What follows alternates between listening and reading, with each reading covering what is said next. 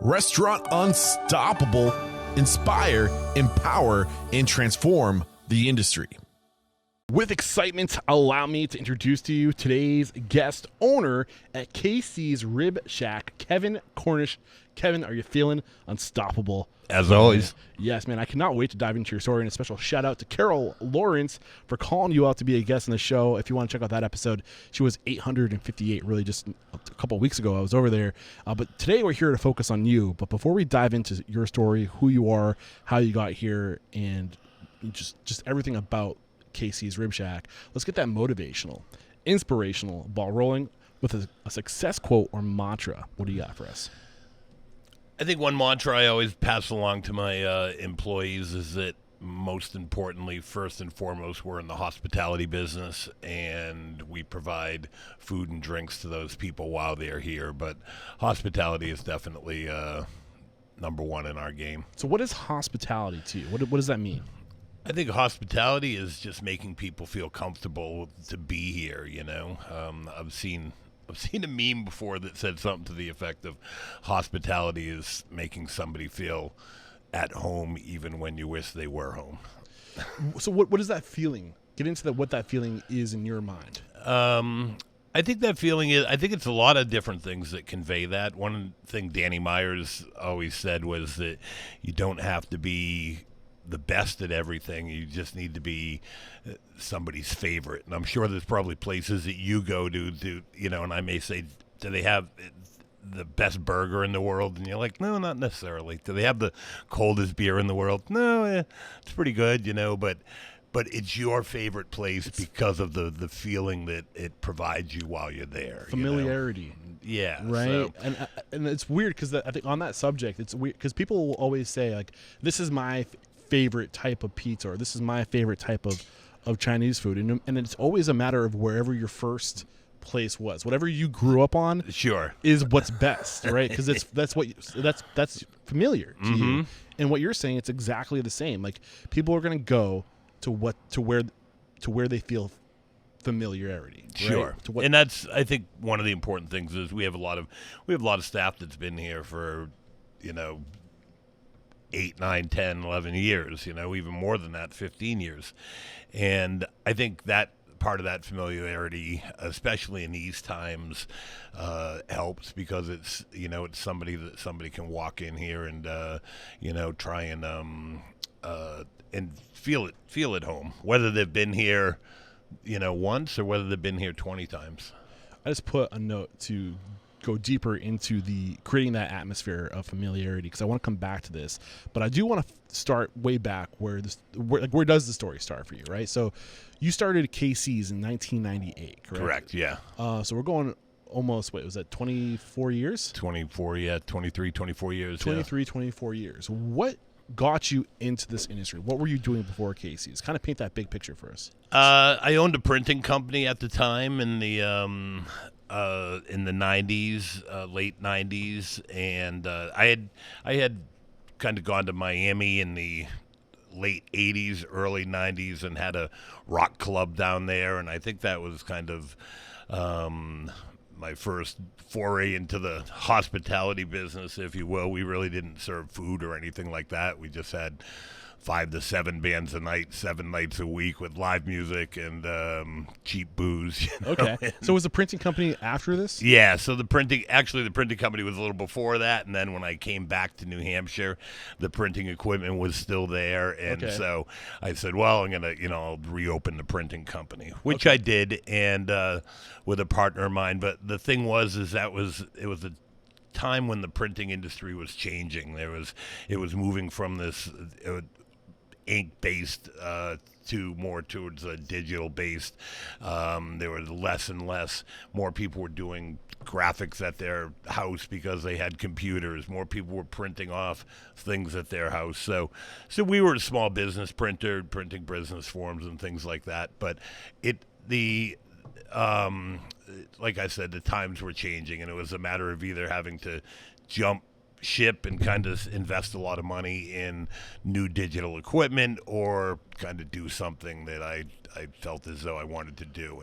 And at the time, barbecue was a hobby of mine. It was something that I did every single weekend, myself and my partner Greg, we would get together, and we'd usually start out around 8 o'clock at night of, hey, let's cook some ribs, and we would go down to the store. And so when you talk about your partner, are you talking about your business partner when you were at the Rock Club in the 80s? No, I have a partner here at the restaurant, okay. Gotcha. Greg, and at the time we would just we were just experimenting with ribs, and I think we had gone out to.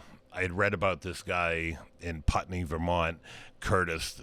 He called himself the eighth wonder of the world, and it was my first real exposure to real barbecue. When I grew up, barbecue was hot dogs and hamburgers and maybe a piece of chicken that had been soaked in barbecue sauce, and the barbecue sauce was burnt on, and so that was what was considered barbecue to us. New Hampshire barbecue is grilling. Yeah, exactly. Yeah. And so real quick, I want to make sure I'm fully abreast with you. So you started the printing company. This was mid '80s. Yeah. You put that on ice. You head down to Florida.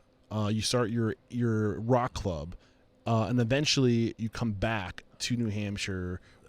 And is this when you're doing all this barbecuing and you're doing things? Yeah, when I came back to New Hampshire. When you came back, okay. When I came back, and I had I think prior to moving to Miami, I had gone and actually no, it was when I got back from Miami, I discovered Curtis's out in Vermont, and it was the first time I saw somebody with an oil drum cut in half with a chain link fence and a floor mop filled and just I ordered in the side of a school bus these ribs and stood around for a half an hour while I waited for this guy to cook the ribs and chicken, and there were a bunch of other people and a bunch of picnic tables, and I thought to myself, this is awesome, I want to do this, and I remember coming back and years later,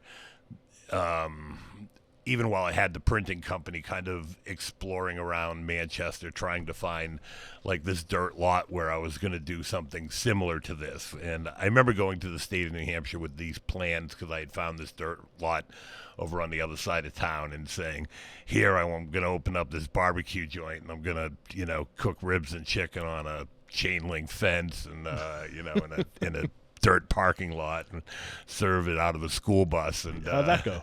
They said it doesn't work that way. And I said, no, I saw them doing it in Vermont. They said they might do that way in Vermont. They might fly in Vermont. But, so you need bathrooms, you need a parking lot, you need all this stuff. So I don't know why my mind's so like geared towards chronological thinking. What year did you come back to New Hampshire? It was probably 95, 96. Okay, so you get like 3 years before coming back and actually opening. So this process that you're going through is like a 3-year window where this is all going down. Yeah, and so we had, when I came back, as I said, there were many nights that we would cook until 3 or 4 o'clock in the morning because it was always hey, we should make some barbecue, and it was 10 o'clock at night by the time we started cooking. And I remember I had those little R2D2 smokers, the little Brickman ones, and I used to flip their legs and bolt them to the outside, and then you could stack like 3 of them high. So it looked like this rocket ship in my backyard, and I could have all these layers of food. And so that began the experimentation, and I think, and then once I had this idea, I was going to go into the barbecue mail order business when I decided I was going to sell my printing company, and in the late 90s, and then I decided I was going to start marketing barbecue sauce and things like that online. Let's bookmark this and go back in time to when you head out to Miami, because you said that was your first like venture into the hospitality industry. So I want to learn about all the crazy shit that you learned the hard way, right? So going back, it's mid 80s. What's the year when you head down to Miami? 89. 89? Yeah. Okay. And you opened this rock club in Miami. Was the reason to go down there to open this club? Like, was it to just fall on your lap? No, actually a friend, years before that, I went to college in Laconia, and one of my best friends one night kind of spun the globe. He was over school. He was had it. I'm leaving. I'm doing something else. He spun the globe and he landed by St. Thomas, and he said, I'm moving to the Virgin Islands. And he moved down to the Virgin Islands and ended up coming across. He was working at this bar. I remember we went down to visit him in St. Thomas, and he was working at this bar, and the guy who owned the bar was from Ireland, and there was all this craziness going on in Ireland, and he had to go home. So he sold the bar to my buddy for $1, plus the rent, obviously.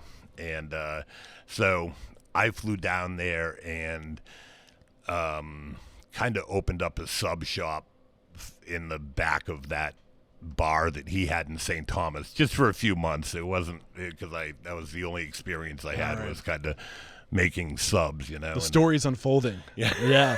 So you're okay. So how old are you? Let's not to date you. This but is probably I'm probably 22 at this point. Yeah. I love hearing when people get started early though, because that you're so wet behind the ears at this point. You're so green. There's just so many things you haven't learned yet.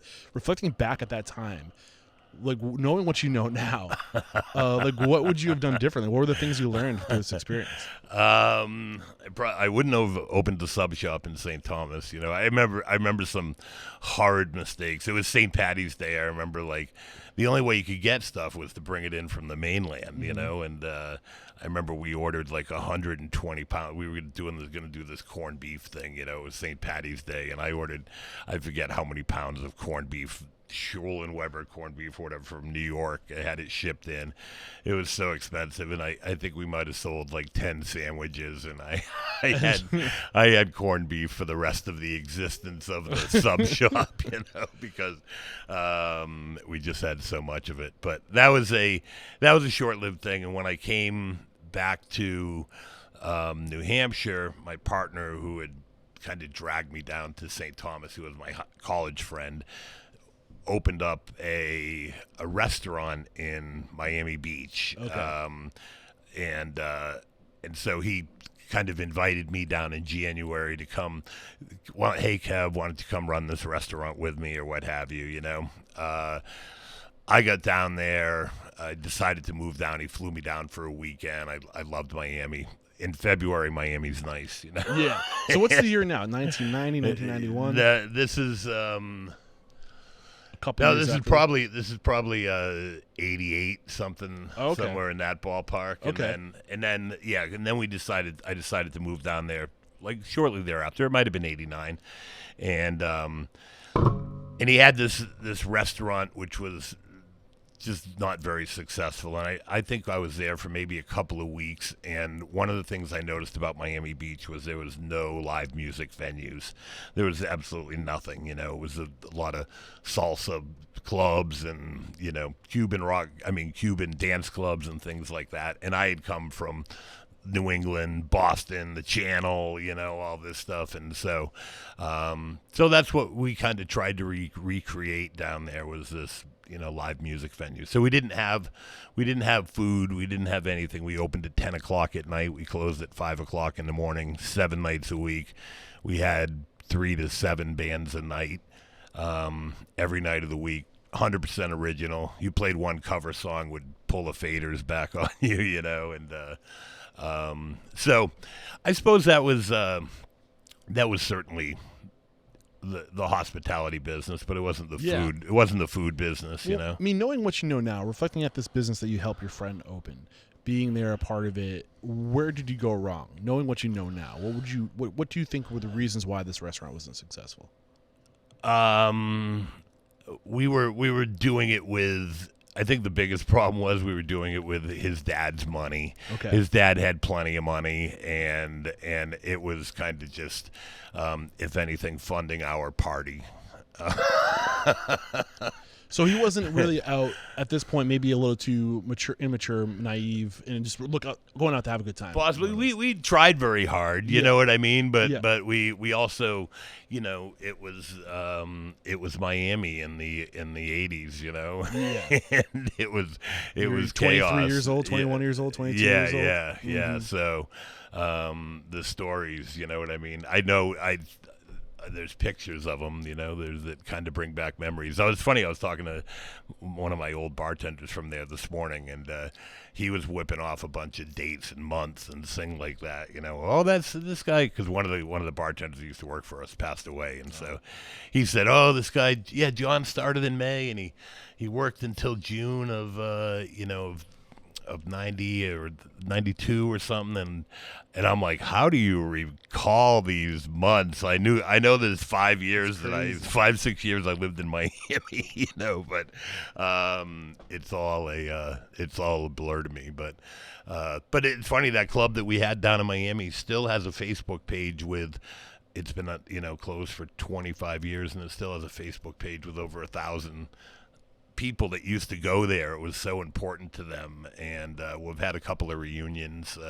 We did a 20-year reunion that we had like 400 or 500 people come to. So it sounds like you did have some success with the club. Yeah. It was a legendary club. It was very we were doing more live music than a lot of bands in the country. There was a couple other places, but so we did have success. It was kind of a legendary club, but we lost about $250,000 of my buddy's dad's money along the way.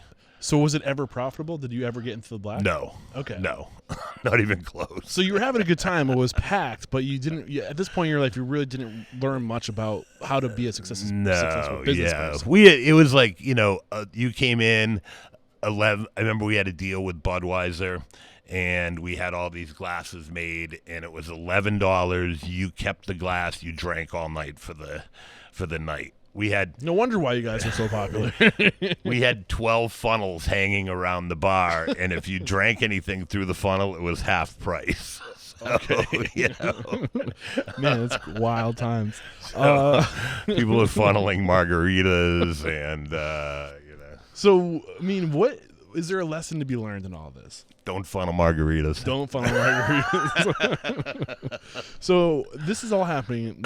You launched the club in '89. How long of a run did it have? About 5.5 years. Okay. Before I didn't like Miami while I was down there. I loved what I was doing. You know what I mean? I was living the rock star life for a while. Which part of it did you love, actually? What was the part that you loved?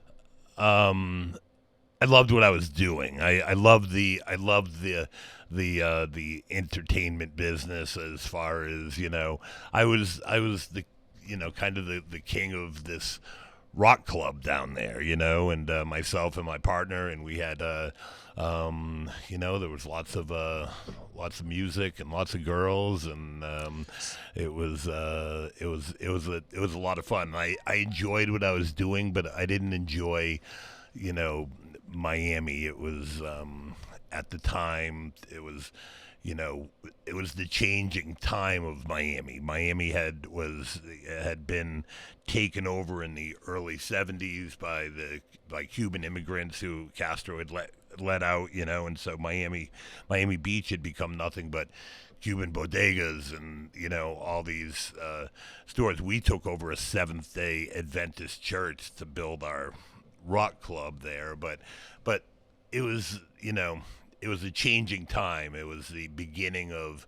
what Miami Beach has become now. It went from kind of this bodega neighborhood type situation to more of a glitz and glamour. Yeah, right. The party, supermodel, nightlife. Money started moving in. Right. And there was a period during the 70s and 80s where you didn't want to go to Miami Beach, and so as it started, we were certainly part of the revitalization. So kind of like what's happening in Nashville now and like Austin, Texas now, where there's like this transformation going, and it's happening fast. Yeah, this was what was going on in Miami at this time. Yep, lots of big explosion, lots of growth. Right, and it was my first time of any period out of New Hampshire. You know what I mean? So it was a little bit of a cultural shock to me as well. Yeah.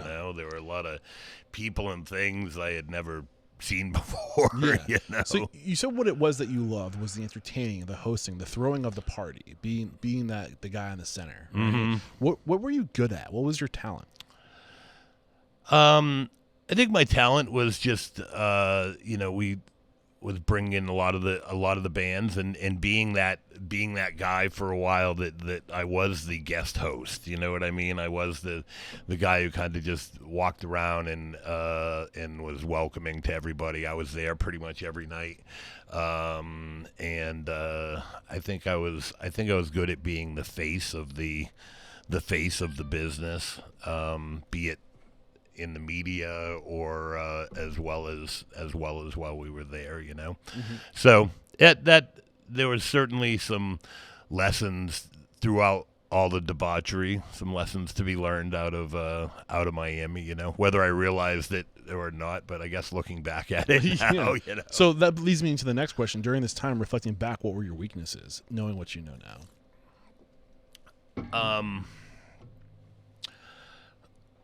I would say the weakness was just being naive, you know, and not really knowing what we should have been doing To be profitable, basically. Yeah, you knew how to be busy. You didn't know how to be profitable. Right. Yeah. And I remember somebody saying to me, you know, somebody saying, "Hey, how's business?" I was like, "Great, we have a freaking line going around the Can't see the line? Yeah, down the block, you know." And he said anybody can have a line going around the block, you know. Yeah. You gotta make money at it, you Yeah, know. And I think that was kind of what we hadn't learned yet, you know, was how to make money at it. You made the point that there was a tons of lessons that you learned during this time, and eventually we're going to take a break to come and talk about what you've done here at KC's. But I want to know, before I pull back the layers and really start probing, what do you know to be true about the lessons learned and the time, the way you transformed as a professional during this time? I don't know if I really I don't know that there was a lot more learning at that time, honestly, because I didn't foresee myself as being in this industry then. Mm-hmm. You know, I kind of thought that, I don't know what industry I saw myself in, but I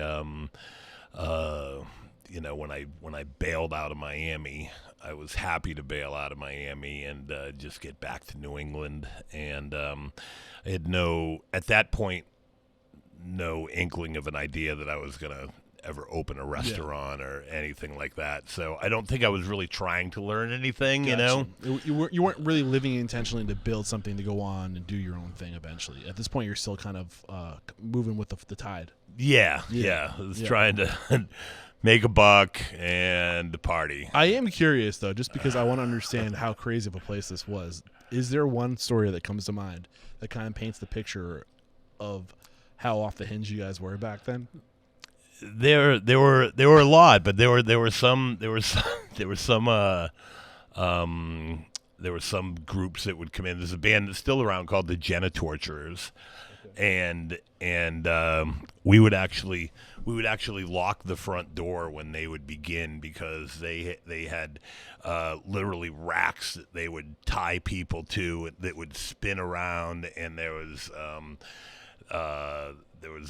you know, masturbation going on stage, and just total, like, they would bring out a 2x4 and kind of stretch somebody's genitals out onto this 2x4 with nails and such. Oh my God. It was crazy. And there would be everybody there kind of blocking their eyes in this revulsion, but looking at the same time, you know, kind of, how you're, you know, and this, we had them on several occasions, and there were a lot of other, like the Marilyn Manson. It's the shock and awe. Yeah, there was a lot of, and these were things that I didn't even really know was going to happen, you know, as prior to the show happening. I was standing there and just as in shock as everybody else. But I think I think you took some elements away from that, because, not to say that you're stretching out genitals on your bar behind you anymore or anything like that, but there are things that you do that are like shocking, like having a meal that's served on a shovel.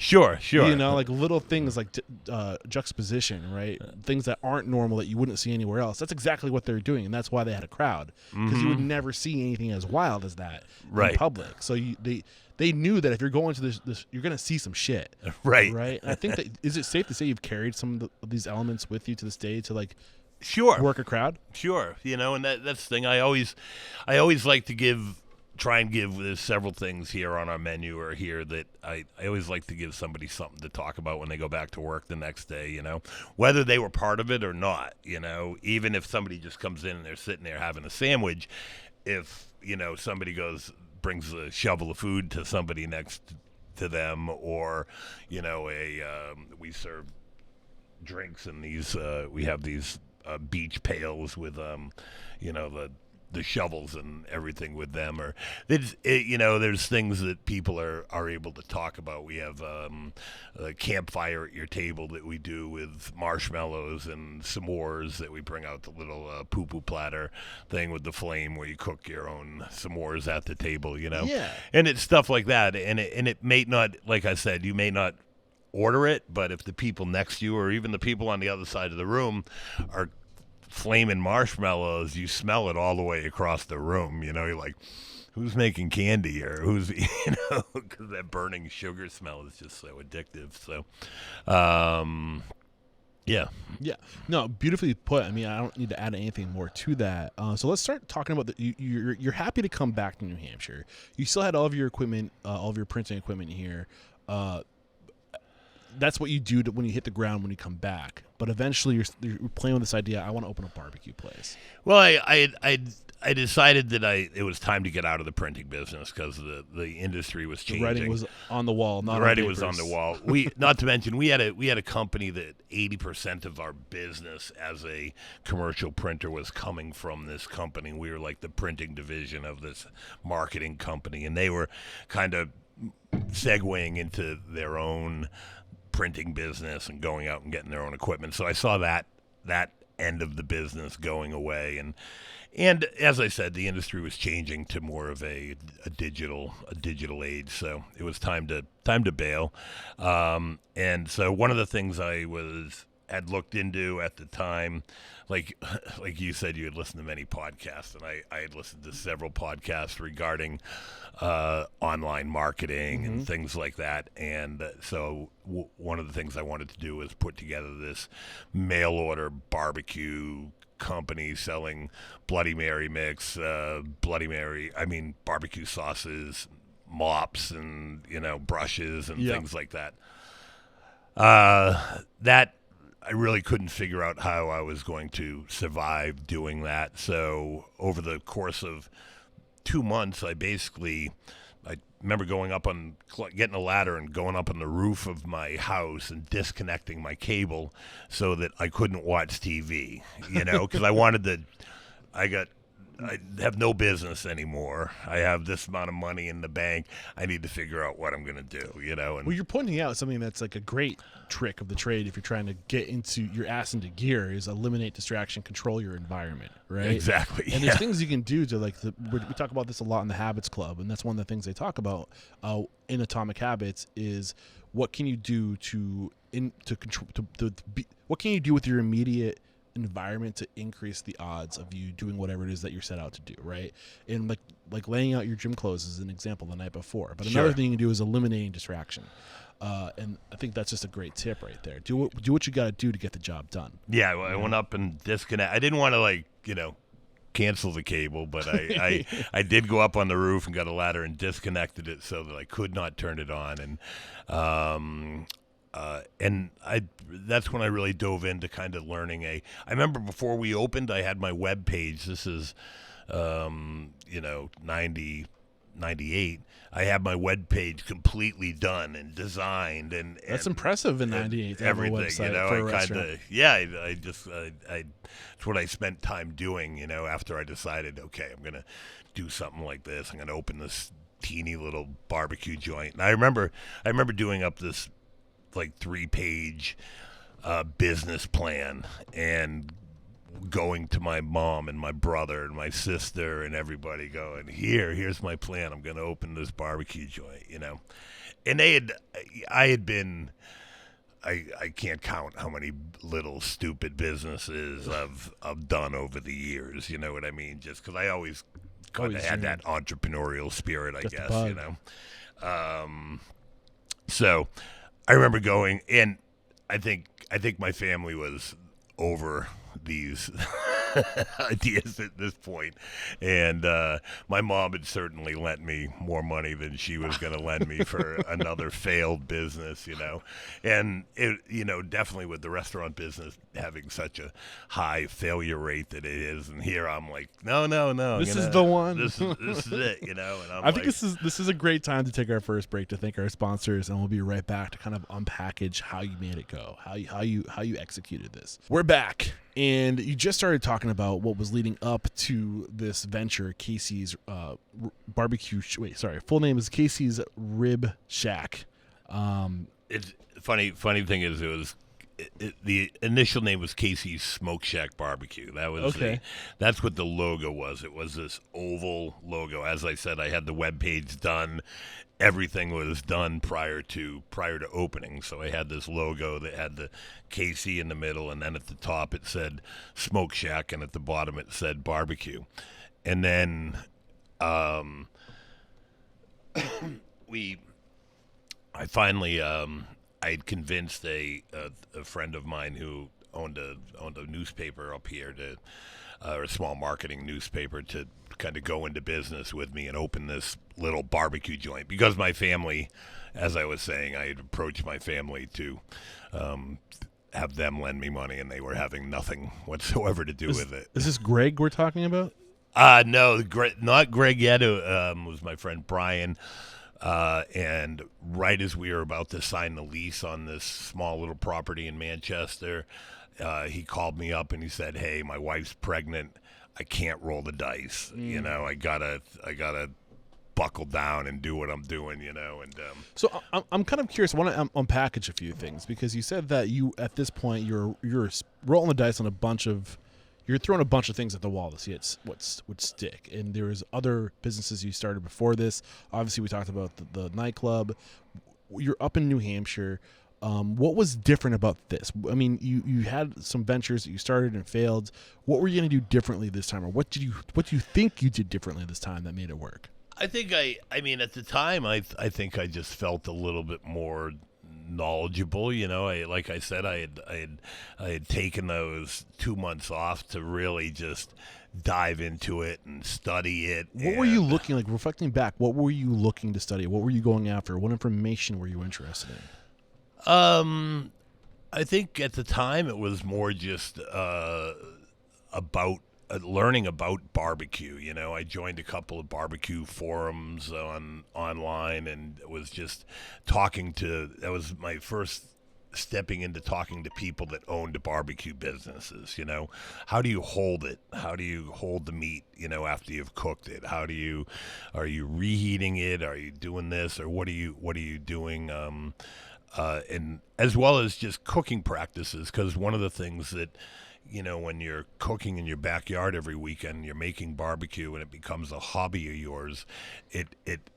It's ever changing. I never did it the same way. I was always, maybe the cooking process kind of honed in on being, this is the temperature I like and this is the time I like, but every week was a different rub, every week was a different sauce, every week was something different. And I think that was the toughest part about trying to open a restaurant, was to come up with those, to say, okay, now I have to come up with one rub. I have to come up with, out of all these rubs that I've been making over the last couple of years that I've enjoyed, I have to find one rub. I have to find one sauce that I like, and I remember even leading up before we opened, I would do these like rib offs where I would cook off like 6 different racks of ribs with different rubs, and I would invite my friends over and I would give them these little scorecards to go through and test out which rub do you like the best, which sauce do you like the best out of these 6 ribs. And the funny thing was that a lot of times it wasn't my choice as to what was the favorite. Well, what's really great and what's really exciting about what you're giving us right now is this is what everybody should be doing if they want to open a restaurant. You don't start with turning the key to the door, unlocking the door. It starts with having, and today this is in the form of pop-ups. And pop-ups don't start publicly. They start with your mom and your dad. Sure. And then you invite your brother and your sister, and you make the tweaks, you get feedback, and then that spills over to friends and extended family, right? And all you're doing this entire time is you're just testing your recipes. You're looking for feedback. You're also collecting emails, phone numbers. So when you do launch, all these people that were a part of your early days, you get to say, hey, we found a brick and mortar. You're bringing people with you. You're establishing rapport. What's Sure. going through your mind as I say this? Yeah, a lot of that was true. I don't think I was, as far as I wasn't collecting at this point. It was just merely friends Yeah. and such, But it certainly kind of honed me in on the right direction, Yeah. But there was so much. Even by the time we opened, I was still pretty clueless as to what we were doing or what our direct. I think what I was trying to do was just let the listeners know that like what you were doing way back in like the 90s is essentially what a pop-up, this is the stuff you want to do with a pop-up today. Sure. And you can use these pop-ups to establish your brand, to establish your list, and to get the word out there, to get feedback, to fine-tune your recipes, and literally just have fun with it. Because at this point, you don't even know if you're going to open. You're just trying to see if this is what you want to do. Right. Yeah. So, and then once I kind of proof of concept, right? Once my first friend who was going to be going to business with me kind of backed out. At that point, I thought he was kind of my money guy, and This is Brian. Brian, and I had kind of pissed through most of the money that I had made or off of my printing company.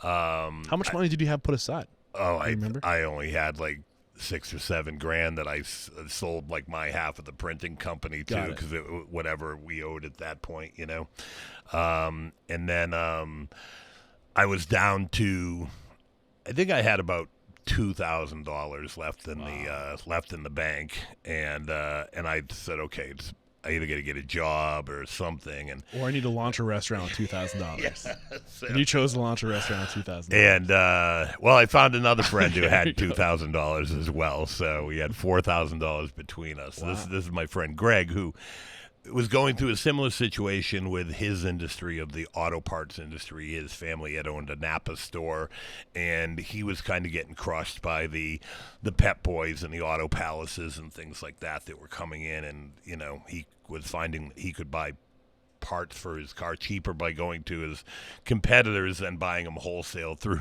Napa. Yeah, and, it's hard to compete with that.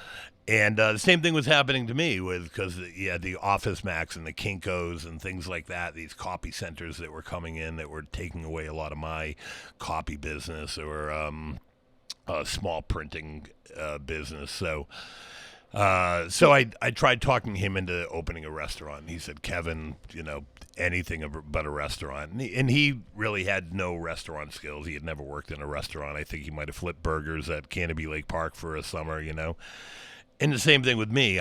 Other than working in a sub shop for a summer in high school and my, quick St. Thomas sub shop that lasted a couple of months, Yeah. that was about all of my experience as well. Well, I was curious. You mentioned Brian. I know he eventually wasn't able to go through with it because his wife got pregnant, which is a great reason to not open a restaurant.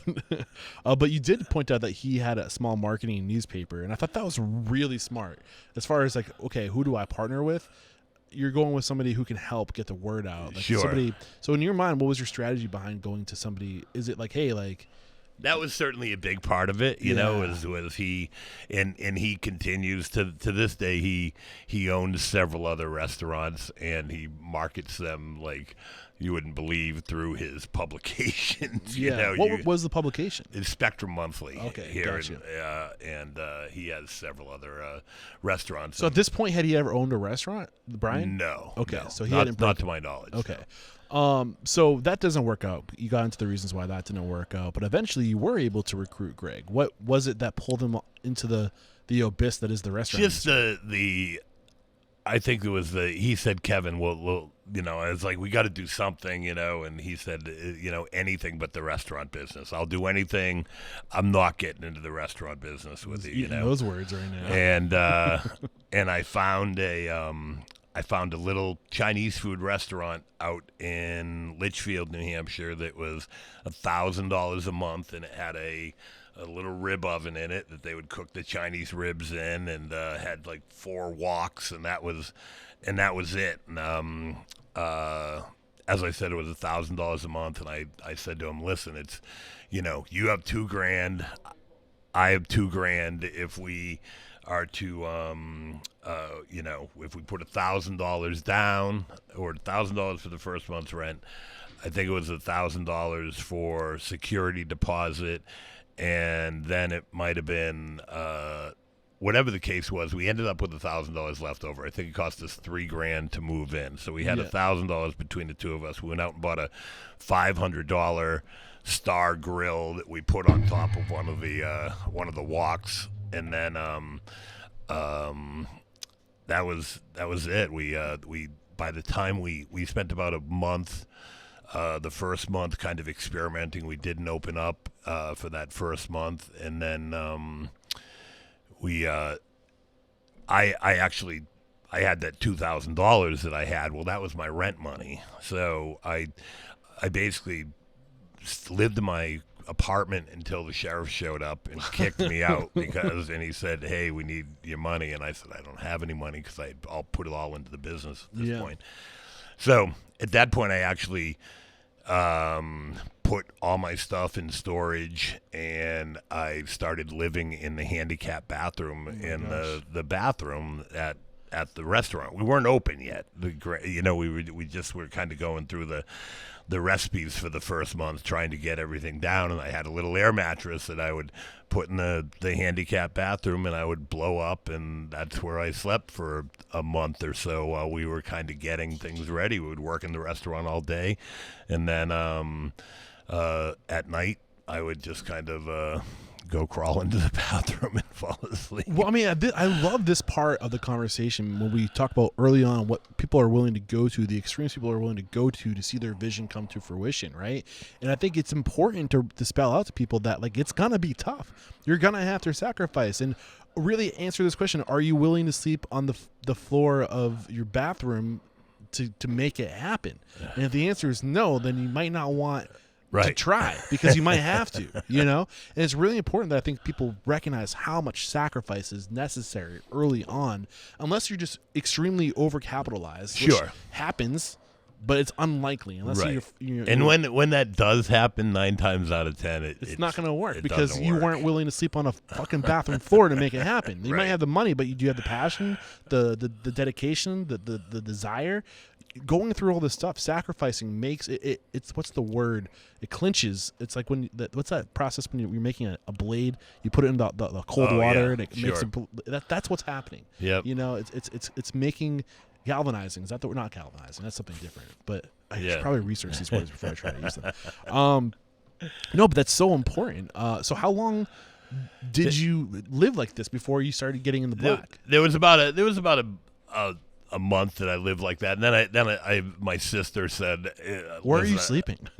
She asked. I actually had it was either there, and then I remember I had the '76 Chevy van, primer gray, and I would sleep in it on some nights, and it had this vent, like, remember the old hippie vans had the vent in the roof or whatever, and I remember it was pouring one night and the rain is just dripping on my face out from this vent, and I think that might have been my switch from sleeping in the van to, hey, I'm going to go sleep in this restaurant that I'm renting, and then eventually after that I moved into to my sister's house, and shortly after we opened I found a house for rent, down the street from a very small house that I moved into with literally, like, most of my staff lived there as well. I had a bunch of high school kids living in the basement. How old were you at this point? I'm curious. I mean, you said you were 22 when you were in Miami, 21, so 5 years later, late 20s, early 30s? Yeah, early 30s. I mean, this was 25 years ago. Yeah. So, and I'm 58 now, so So just painting the picture of what it takes to get the plane off the runway, right? Just to even get airborne. Like, well, it's kind of funny that every business magazine you'll ever read says that, or business book says you should have a year of income like in the bank before you open this business. We didn't have 1 week of income. You know, we literally had to. When it came time to open up, we had to go borrow $500 to go buy food for day one, and we did that, bought food for day two, you know what I mean? And we sold that food and bought food for day three. We literally did that. And then I think after we were only open for about 2 weeks in Litchfield, and we had an initial success because in Litchfield, New Hampshire, you kind of have a captive audience. There's, people were waiting for us to open for. Now, how far is Litchfield from Manchester? It touches Manchester. Okay. It's connected. It's a 10-minute drive to the original location. So why was there an audience in Litchfield for this? Just because it's a bedroom town. There's no restaurants. There's no, you know what I mean. So there was. So you're the show. Yeah. So they were, we did have a captive audience, but the thing that kind of catapulted us right out of the hole, which I don't know if we would have made it otherwise, because had we have had like 1 or 2 bad months, we didn't have any backup money or anything to survive with. But I remember my mom calling me. We had been open for 2 weeks, and she said, "Did you see the Union Leader today?" which is the newspaper here in town. I said, No.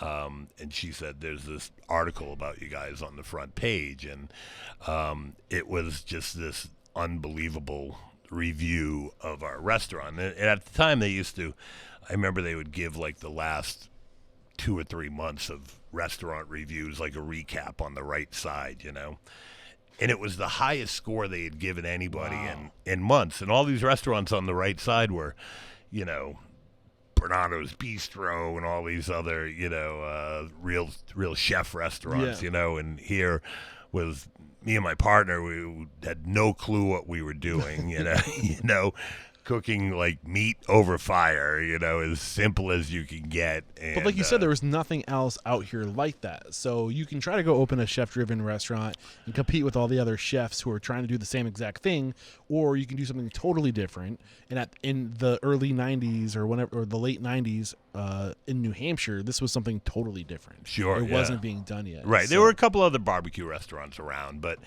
I remember going to them and just kind of. There was Down and Dirty over on the west side here in Manchester that had been around for a while, and I remember like going there and just getting these like teeny little sides, And then I went to the Red Bones down in Somerville in Mass and got this pulled pork sandwich that was just ginormous, and it had a big pile of coleslaw, and I said, "This is how I want to do it," and because everywhere else I had like just a small little pulled pork sandwich on a hamburger bun, kind of, and I was always discouraged when I would go to a barbecue joint and it'd give you this thing of beans that you could just kind of do as a shot, what I mean?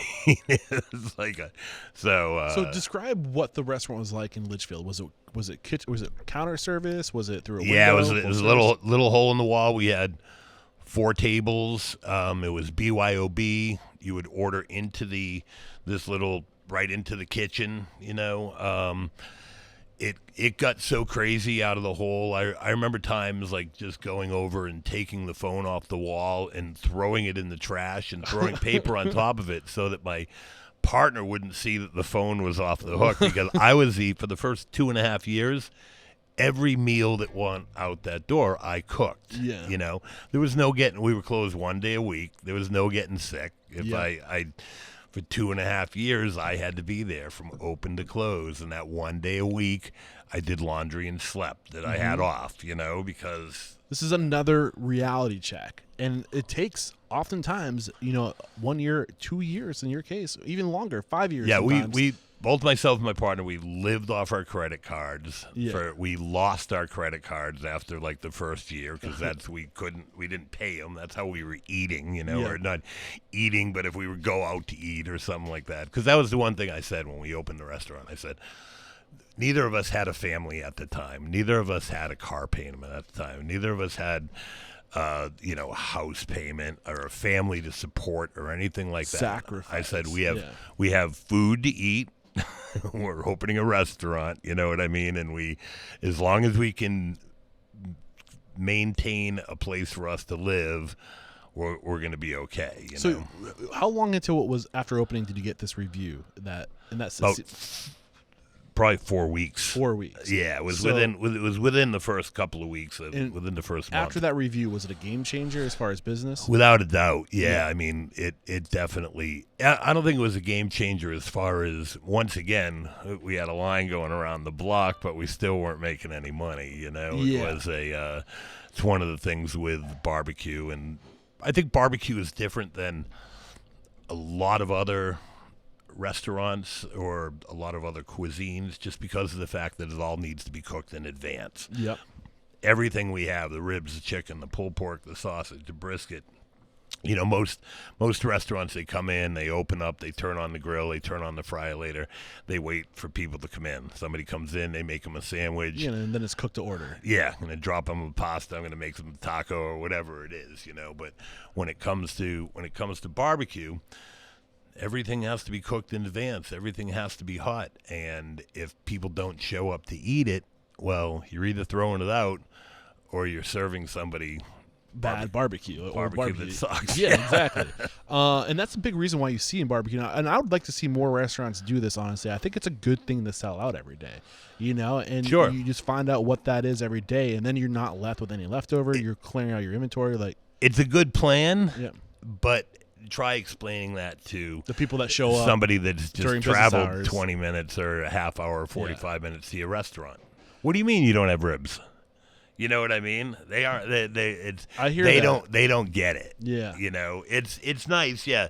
Some of these small places, they make it their kind of their selling point. I think my sign in Litchfield, actually, for a while, used to say we open at 11 until the meat's gone, you know, or something to that effect, you know. So, yeah. And there were plenty of nights at the end of the night we would laughingly sell what was called grill scrap combos, because these people would come in and we were like literally out of everything, and they're like, no, I see, you know, and they were just like chunks of the rib that I had cut off and stuff, you know. They're like, what about that pile of meat there? You know, no, those are scraps. I'll buy them. So going back, and you said it took a while to get to the point where you're busy, you got lines out the door, but you're still not profitable. When did that start to happen for you? When did what start to happen? Profitability. I think profitability kind of really, it was 4 or 5 years, really. And, you know, I mean, we were surviving, but that was it. You know, I think it was 4 or 5 years of surviving and just getting by. I feel as though I didn't see my friends for years, you know, or didn't have the ability to go. I used to tell them not to call me because I knew you wouldn't want to say no. Yeah, and I knew I had to work, you know, like, you know what, hey, we're going to skiing on Saturday. I don't want to know what I'm missing. Right. Don't call me. You know what? You know I can't go. Why are you calling me? Why are you making me resent my business? So knowing what you know now, I feel like you probably could have reached profitability much sooner if you had known a trick or two about costing. I think my costs were always too low, and I think I was chasing that 8 ball forever. You know what I mean? Even when I would get to that point of like, oh, I'm going to raise my prices. Inflation would catch up. I was so far behind the ball that I was always there, you know. And here it wasn't until I think one of the big pivoting points for me, I don't know if you've ever heard of a guy called Rory Fatt.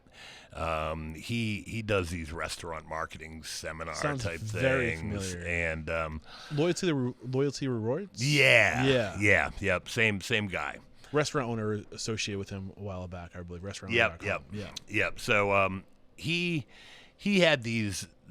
I think it was $1,200 or $1,400 for this whole restaurant marketing system. And when did you go through this? This was maybe a year or two after we opened in Litchfield. Okay. You know, I had seen his thing, and this, I think, was the big. Actually, we had just opened here in Manchester, and because we had a fire in Litchfield, that was kind of. I was going to ask, like, when did you make the switch to Litchfield? We had the place in Litchfield. We opened up a roast beef restaurant in this little sub shop that went out of business on the other end of the building we were in. figuring we were kind of getting like half of the people from Litchfield for lunch one day, and then the other half was going to this sub shop in town that I felt as though I could do better, outdo.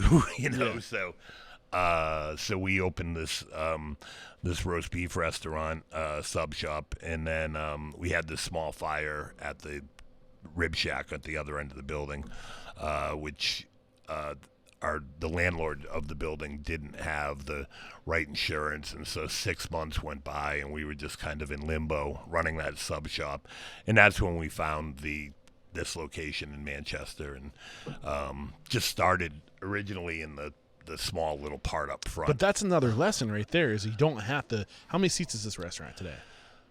Oh, yeah. 150, 200? No, 300. 300, including outside patio? Yeah, 350. You don't have to start with 300 seats. Right. What did you start with? You started with 4 tables in Litchfield where you could, right? Right. It was and then you developed a reputation, and that opened doors for you. We were super fortunate in this location that we had the ability to grow into it. We started with the front room, and then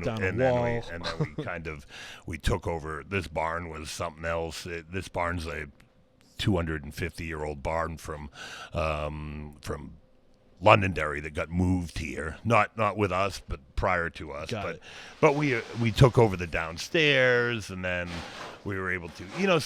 So often these restaurants they start like we did, very small, and then they go, okay, we're gonna open up a real restaurant now. Well, what determined your growth? What's that? What determined your growth?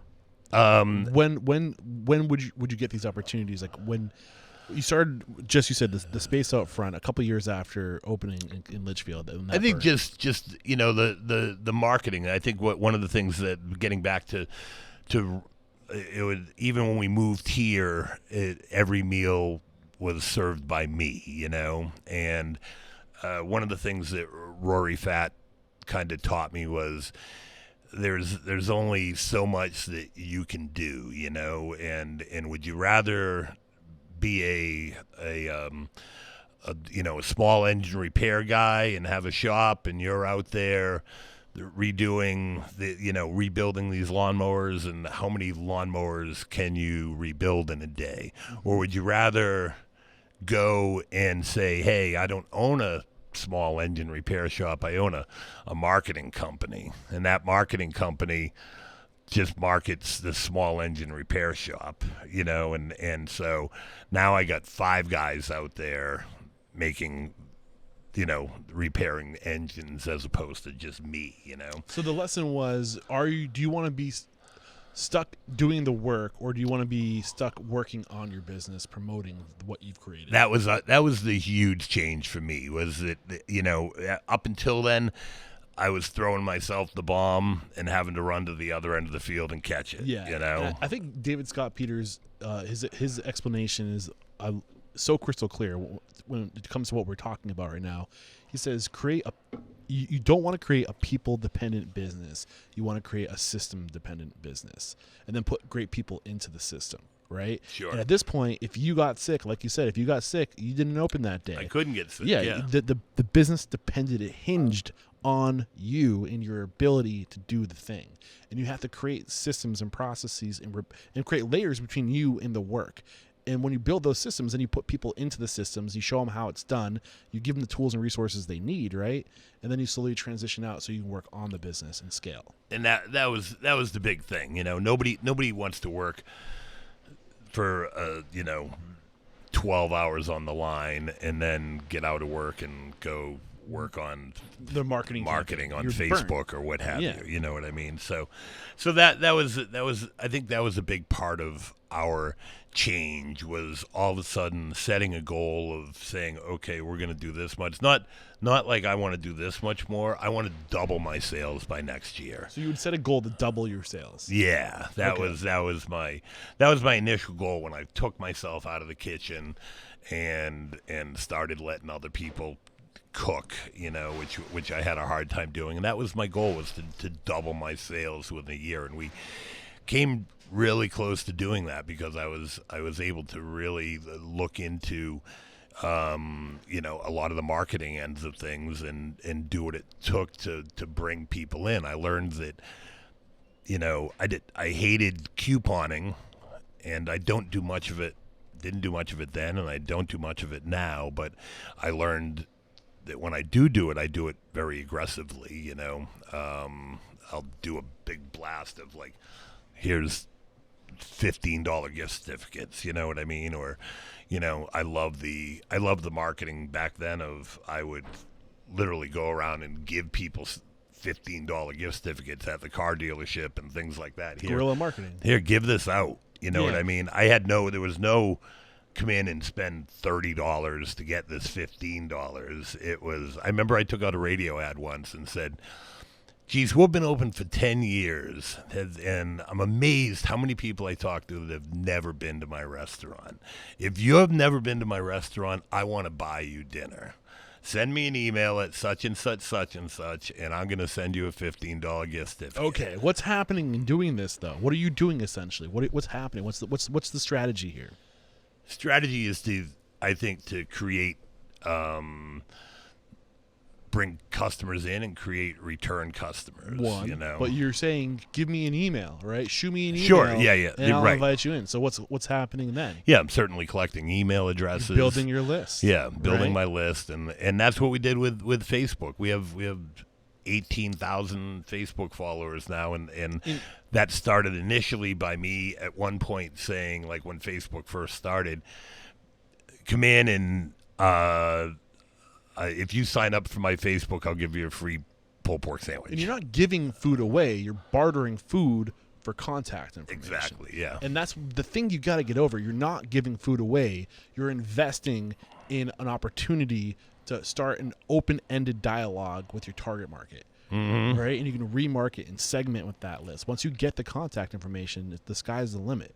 You have to think of it that way. And this is, if you were to go to a marketing consultant today, this is exactly what they would tell you to do. They would have you barter something of value, a food, get food into mouths, right? So they're trying your food and you're getting the contact information. That's perfect. I'm curious, though, you started talking about the significance of moving from working in the business to on the business.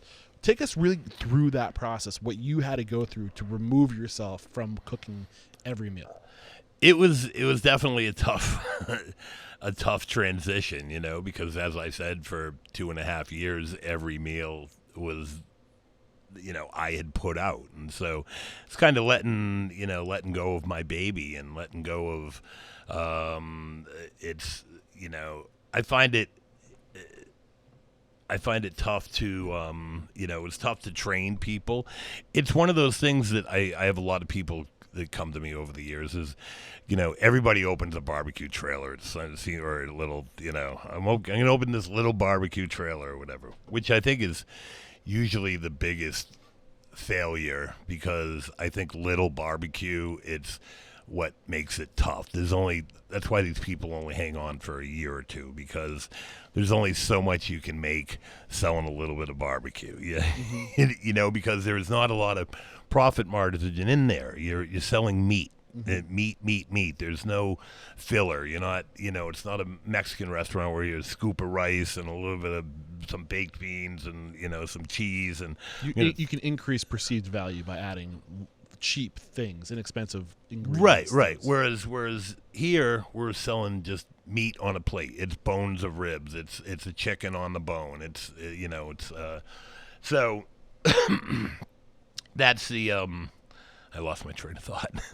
You're saying people start with the trailers and then so it's I think it's tough to get to that point where I think we're successful now because we've grown to the point where it's we feed the masses, and I think that's a tough thing to make that transition from the trailer, the small, and that's what happens. Like, people will come to me and they'll say, hey, we tried this trailer down in wherever the hell it is, and it's this guy's killing it, and I'm like, well, yeah, it's this one guy, you know what I mean? He's making, the tough part is getting 30 people to produce good barbecue, you know what I mean? Yeah, right. One person can do it consistently.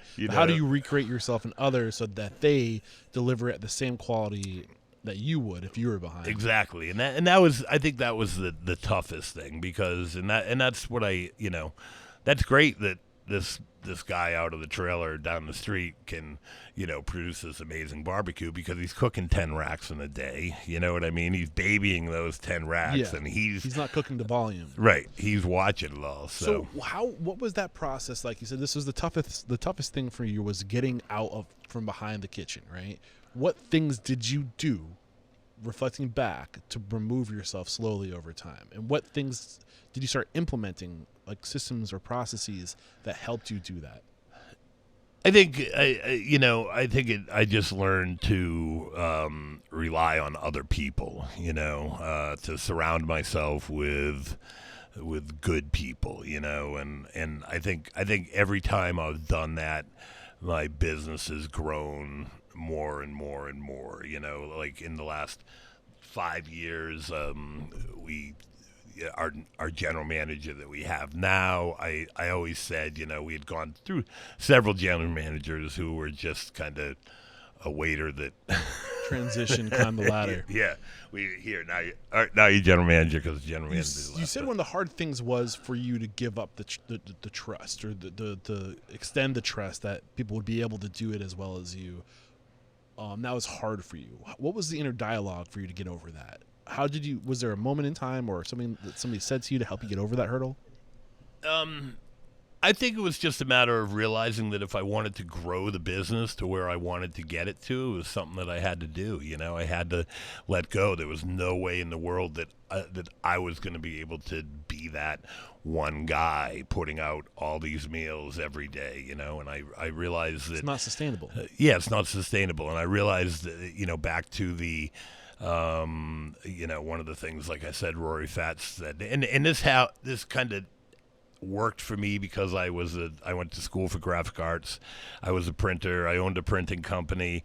I knew how to do design and such. And so when Rory Fatts said, you know what, you're not in the restaurant business, you're in the marketing business, and you have one customer, and it's your restaurant. And that clicked with me. It's a paradigm shift. I said, all right, I get it, and I pulled out, and there's going to be, maybe there are going to be days where there's, the guys in the back aren't going to put out the quality that I put out. I'm going to have to deal with that. I'm going to have to deal with that in whatever ways, either by properly training them and by apologizing to the guest and, making up for, that's another thing I've always done since the day we opened. I have a unconditional 100% guarantee on anything. I never ever want a guest to pay for anything that they're not happy with. I put my phone number on the web page, put my phone number on the menu. It's right underneath your bio. Just kind of I want, if somebody wants to be able to reach out to me, I want somebody to be able to reach out to me, and that's the how many customers have you been able to win back because of that? I think it's disappointing that a lot of times I'll reach out to a customer that maybe on Yelp or something like that, and I'm always the first one. I'm like, you didn't have a good experience. I want you back on my dime. You know what I mean? I'll please come back. Obviously, we had an off night or whatever the case is, or maybe we're just not a match. Maybe you just don't like our food. Well, we'll find that out. Next time if you come back in a second time and I pay for it and you still hate our food, then maybe. So I'm kind of curious, because I want to kind of get back into the evolution of KC's. So you move over to Manchester. This is like 3 or 4 years into being in business. So the year now is 2002, 2003-ish, around that. No, actually 2002. 2002? Yeah, we I remember we had our the New Year's Eve party, the 2000. Remember, there was the millennial year, and they thought everything was going to go wacky. Y2K. Yeah. So I didn't have anything here, but I remember I had the downstairs, and I had a bar, and I invited all my buddies down here, and we. So what was the improvement from this location, just where you were in the front then, versus to where you were? Out. In Litchfield, it was just you ordered up to the window. It was BYOB. You brought in. I remember so many nights. That was the worst thing because people would bring in like their own 6-pack and they'd be done eating, and Greg and I would be sitting back in the kitchen for an hour after we cooked. Yeah, we're just like, oh man, will these people please finish their beer? And they're out there talking, and it's one thing if you're sitting here making money by selling them more beer. Yeah, right. When they're, so the new location, you got a bar. Yeah. How many more seats? You went from 4 to maybe 50 at the time, and so that was a big deal for us. And we also went from Litchfield, Litchfield's awesome. It's kind of a little farm town, and in the summertime, it's a nice little country drive out of Manchester. Works out well. There's mini golf and go-karts out there and stuff like that. But what happens is in October when the time changes and it's 4:00 and dark and people get home, and all of a sudden that nice little country ride out to Litchfield becomes a long, dark, lonely road. Cold road. Yeah. And I remember like nights standing out there in January, just kind of looking out the front window, like, can we go home now? Because there's nobody coming. You know. Real quick, like we did earlier, you kind of like gave me the big picture of what was going on early in your career. You moved to Manchester in 2002, 20 years ago. What, without getting into detail, but take me through those like evolutionary steps that happened. Well, I think it started with the we, like I said, we had out front, we had the lower level initially when we opened up. We tried doing a blues bar down there. We had that for about 6 months, lost all kinds of money. So we closed that, and then we had just the upfront space. Eventually, we took over this top level here, and then I went to I think a big transition. The first big transition was what year was it when you opened this space up here? Probably 2003. So not long after. 2003, 2004. I think the first big transition was I had gone to Key West, and I was overlooking. I stayed at One Ocean Drive and overlooked this tiki bar and all these colored picnic tables and stuff like that. And there used to be this little gazebo out in the backyard that I always talked about converting into a tiki bar, and came home and convinced the landlord at the time. We own the property now, but I convinced the landlord at the time to allow me to convert that gazebo in the backyard into a tiki bar. And so that was a big transition of being able to do that. And up here, none of this bar was here or anything up here. This was just it had a gross Brady Bunch plaid carpet on the floor, and it was kind of our dining room area. We built this bar, I think 5 years ago. We put the bar in and all the TVs and things like that, kind of converted it from a dining room. I think what happens is people, they'll come to a restaurant they love, like KC's Rib Shack, right? And they go, this is what I want to create. But they don't realize that what you have today took you 20 years to get. Exactly, yeah. Yeah. And the details to the bar, all these little things, they come with time. And I think it's good to have vision. It's good to want to scale. It's good to have desire to grow. But don't sink the ship trying to get those things that you haven't earned yet. Right, Like, don't overextend. Don't get ahead of your skis. One thing from day one till today, other than when we just purchased the property. Congratulations, by the way. Thanks. One thing that we never owed anybody a penny. You know what I mean? I never took out a loan to do anything. And Greg and I always put everything we could. I think for the first 10 years, we barely paid ourselves, over $10 an hour. You know what I mean? Because we still were in that situation where it was going back into the business. Neither of us had a house. Neither of us had a big lifestyle to support or anything like that. And so we were able to put it back into the business. So when there were certainly some tight years coming through winter, or when's summer going to get here? Yeah, when things are good, are you spending that money, you're burning it, or are you putting it away to get through the winter, right? Right, and so that's the I think that's one of the the biggest things is we never spent money that we didn't have. That's you a great know, lesson. every step of the way was, and it's. I think I think there gets to a point where you feel a little bit more confident in doing that, after the amount of time that we've been through. You're like, all right, we don't, I'm not afraid to borrow money now if I want to expand or what have you. But I think there's a period when you're growing where it can crush you. Absolutely. Yeah, for sure. So I've kind of pegged you at this point as somebody who's your strong suit is the marketing, is the promotion. And that's one of the things that coming into this interview that I've noticed when you search your name, you see a lot of news articles about things that you getting involved, right? And basically, there's a lot of that kind of content out there that I found. Mm-hmm. So sitting behind you, I see that you have a mug club, which is another, Sure. It's in a sense a marketing scheme, not a scheme, but Yep. it's a way to bring people in, right? Yep. So out of the 20 plus years you've been doing this, 24 years you've been doing this, what are some of the most successful marketing campaigns you've had? What's your best return on investment, time and money?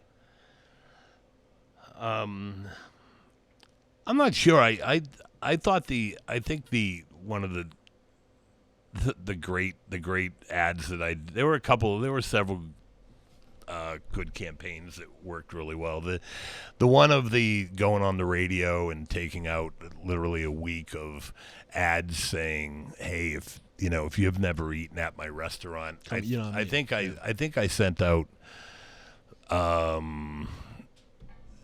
close to 2,000 $15 gift certificates, which was a little intimidating. Because if they were to have all come back, it 2,000 times 15. Yeah. It would have. So that was very successful. Another. This was kind of a neat one. I went out and got. I bought restaurant. I forget the name of the web page. I bought a web page called restaurantinfo.com or something like that. Restaurantsomething.com. I'm assuming this was early 2000s if it was available. Yeah. Well, and what it was it might have been called restaurantquestionnaire.com or something like that. And then I took out this ad in the newspaper and I said, hey, it would, if you'd like to win a free $15 gift certificate to one of many area local favorite restaurants, go to restaurantsurvey.com and fill out this questionnaire. So the questionnaire basically said, how old are you? What was your email address? How often do you go out to eat? What are your top 5 favorite restaurants? All these things, anything that I might wanted to know about a particular person, and we'll send you and restaurantowner.com or whatever is going to send you a coupon to one of your favorite restaurants, Well, so we got in a couple thousand replies, so I collected all that data, and everybody got a coupon to KCs. That was the thing. So there weren't 10 other restaurants. It was just. But what you're doing is you're collecting data. This time, not just an email, but an email and demographic information, like who this person is, what they like, what they're looking for. You can do that today with MailChimp, or even what is that? Mails. Mails.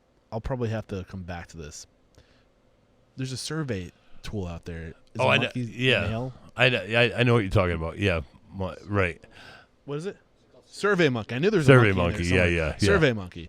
You can recreate that, or even Google Sheets. You can put together, and then within your email or on your Facebook page. But I mean, you were doing things back then that are like to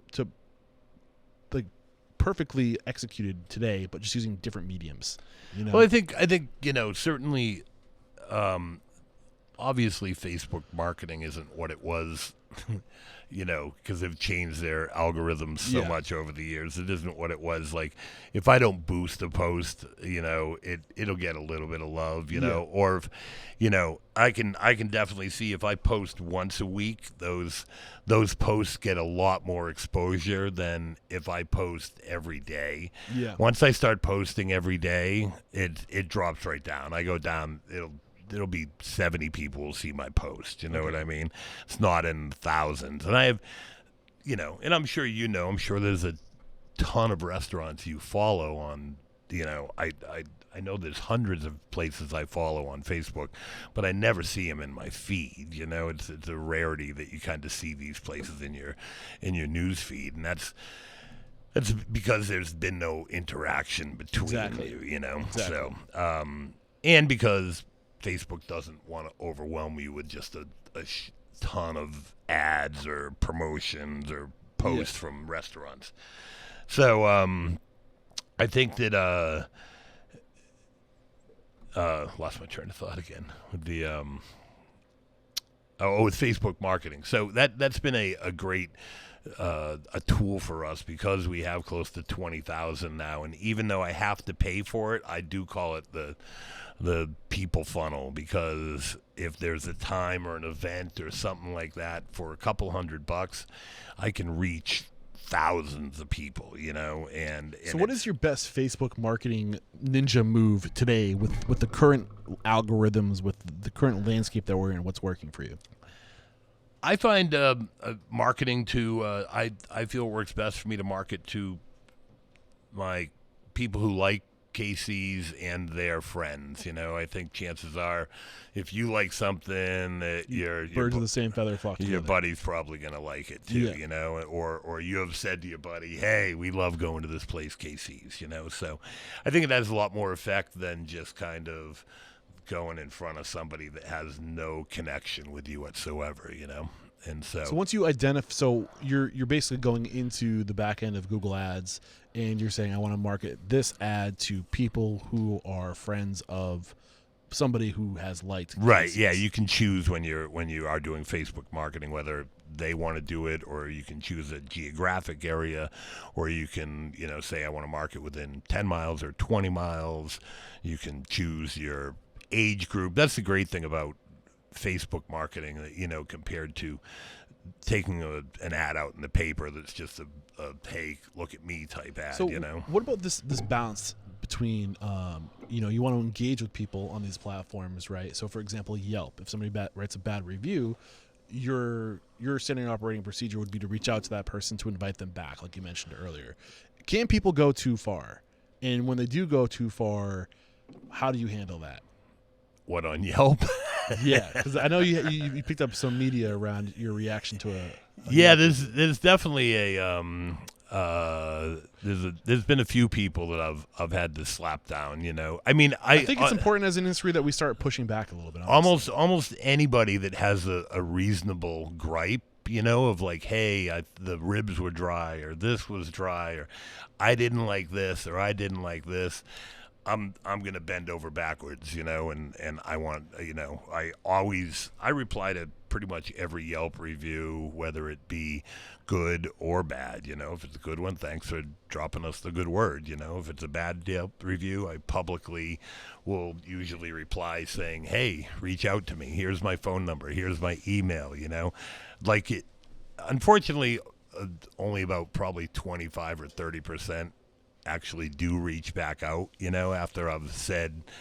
I don't know if sometimes maybe they're shocked that here the owner is calling me, trying to get me back in, when I've just gone and done this. And people blow stuff up on, they feel, everything's way worse on Yelp, it's just kind of. But there was one circumstance, I think that is the appropriate response is, hey, we mess up, we're sorry, what can I do? You can win people back. And even the dialogue that's unfolding, other people will see that and they'll see, wow, like these people are on top of it. Like you might even win new customers that way. Sure. Because of how you handled it. Because they feel as though if they do have a bad thing, that they're gonna they are gonna hear back. It's like a guarantee or something. But every once in a while, you get one of those customers who is clueless or just entitled, or doesn't understand how to be a grown-ass individual, and they drag your name through the mud, and they don't have a foothold, anything to stand on. There's no reason for it, right? As a matter of fact, they were wrong. Like.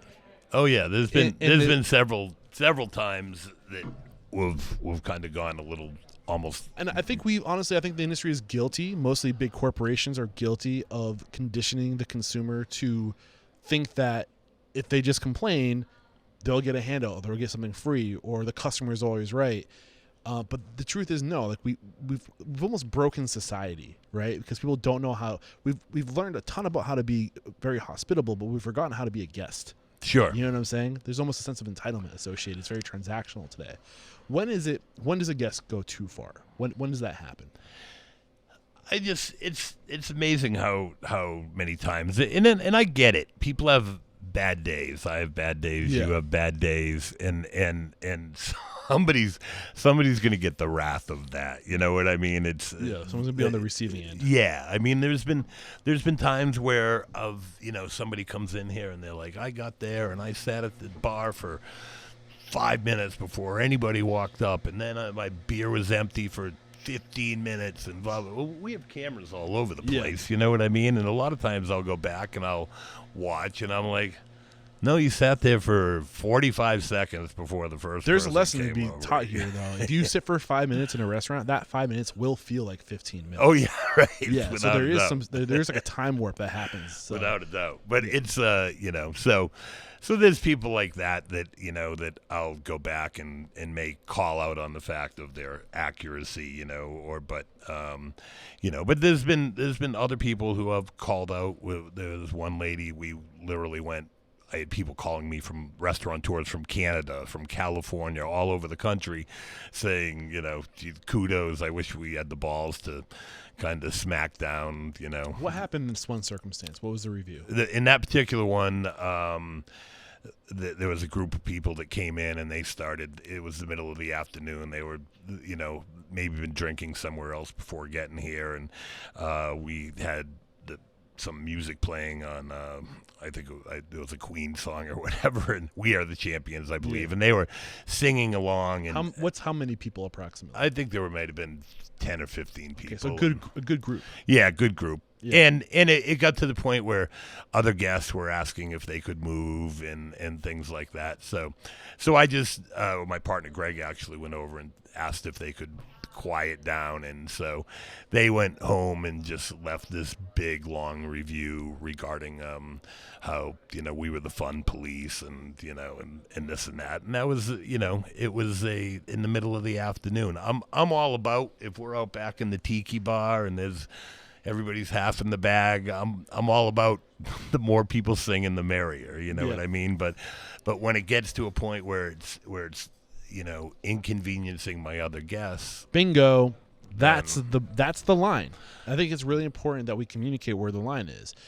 If at any point one of your guests is either being rude or ruining the experience for other people, right? Their experience isn't more important than anyone else's experience. Sure. And when it gets to that point where your guest is ruining the experience for others, or being disrespectful to somebody else or one of your staff members, right? I think those are the lines right there. And at that point, it's time to say, here's a lesson on, just how to be a good human being. Sure. Yeah. And that's what you did. You kind of call them out publicly. Yeah, I'm not afraid to do that in several instances. I mean, we had right after the craziness of the pandemic, I think we were just like, this past Easter, it might have been the Easter before that, actually, we were allowed to, for the first time, have a buffet, nobody was allowed to touch tongs up to that point or anything, and they just changed the rules. Okay, you can have a buffet now, and it had been a crazy year or so, and we had this one guy come in, and I think we had prior to going through the buffet, we had a hand sanitizer thing, and we asked that they either hand sanitize their hands or they put on a glove. Well, this guy literally ran up and down two of my employees, yelling at him, "I'm not putting this foreign substance on my hand," and this and that, just being a jerk. And had one of my girls crying, and so and he was, you mentioned the Mug Club. He was actually a Mug Club member, and the next day he went on Yelp after this Easter event. He was here for our Easter buffet, and he went on Yelp, gave us this 1-star review, blah blah blah blah blah, all about us forcing him to put this unknown substance on his hands, and he's not going to do it. Yelp ended up taking it down because it was a COVID related thing, but he pissed me off so much, and then I didn't see him, and I put a note in his cup, and I said, if this guy ever comes in, because when he comes in, the bartender is going to reach up, come get me, and sure enough, they came down to the office, and hey, this guy's upstairs, okay, so came up, and I'm like, you know what, I really, he was here with a date too, which was kind of funny, I want to know that. Yeah, I'd appreciate it if you did not come to my restaurant. I don't need, I wonder if you got a second date. Yeah, but basically, my GM and I, we both told him to, get out of the restaurant, because it's, how do you come to a place and how do you give him a 1-star? I said there's got to be, I think my line to him was that there's got to be a 2-star restaurant around here somewhere you can go back, to, if you came back, we deserve at least 2 stars. So you're mentioning the Mug Club too, and that's one thing that I know, for if you're trying to get liquid up front, opening a bar, if you have a bar and you want a bunch of upfront cash, you can sell memberships to a Mug Club. What is your approach? How did you guys model that? I don't know that I give a really great offer with the Mug Club. It's like $90 every year. I have custom-made mugs made so that they're the year the mug actually has the date on it of when they began their membership. Yeah, and so the original year, like 3 or 4 years ago, said the Founders Club, and so every year the design of the mug changes. They're all handmade in Montana, and at the so you get the mug. It's a 22-ounce mug as opposed to a 16-ounce mug, so you get the same price. But they're getting more. But they're getting more beer. Yeah. Yep. I'm also one of the few places that because I'm more of a cocktail drinker than a beer drinker, that you can have cocktails in your mug, So if you want to come in here and get instead of a 16-ounce Captain and Coke, you're going to get a 20-ounce Captain and Coke or what have you, And then I like the look of it. It causes a lot of people to ask about it. Even once again, it's one of those things that, like the shovel, like the the campfire at the table, like the bucket. It's one of those things that people eat, whether they're a member of the Mug Club or not. They kind of feel like they wish they were a member of the Mug Club. Maybe this must be pretty cool being a member of this club, kind of type deal. So, what are the benefits of the Mug Club? You get the annual revenue from the membership, right? Because is it every year they have to pay? I look at it more of a but like I said, by the time I think the $90, you get a free T-shirt. You get to keep the mug every year. You're getting more pour. We have a party at the end of the year where I cook a dinner for everybody, and so you get that's some special events at that's like all VIP included. status. Yeah. You get to take your mug home every year that you then you get presented with your new. So every year you get a brand new mug. Every year you get a brand new mug. Okay. Yeah. So you get to collect the mugs. So where you're looking to make the profit is creating the sense of belongingness that people feel special when they come here, and because they have a mug, they're likely to come back more often. Is that where your angle is? Yeah, as well as I think other people. You know what I mean? I think it's just I think just people coming in that maybe have never been here before look up. I know I always got that feeling when I would go into I'm at a ski bar or something like that. It catches my eye too. I know what you're talking about. And it's appealing to me that Jesus, whether one person bought one or not, you know what I mean? You're here on a Tuesday night and you're like, these, kind of makes you think. There's a lot of people that come here that have bought these. Yeah, I think you're also kind of creating that FOMO, right? If you're missing out, that if you're not a part of the club, you're missing something. Right. And I don't know. There's a bunch of different things you can do, but do you have any advice when it comes to mug clubs? Things you learned the hard way, or things you would have done differently from day one? I don't know. Like I said, I don't really think of it. I don't think of it much as a moneymaker. I don't think it is a moneymaker. Okay. I think of it more of a as a marketing tool. I also there's probably 10 mugs in there that I give to. You know, I got these customers that come in and Congratulations, you're a part of the mug club. Yeah. I don't want their $90. You know what I mean? You're here 5 days a week. You know, that's honorary mug club members. Yeah, and there's a lot of those. You know, and I like that feeling of. But just that in itself, you know, you're creating these opportunities, these touch points where you can make someone's day, where you can make somebody feel valued and appreciated, and that's.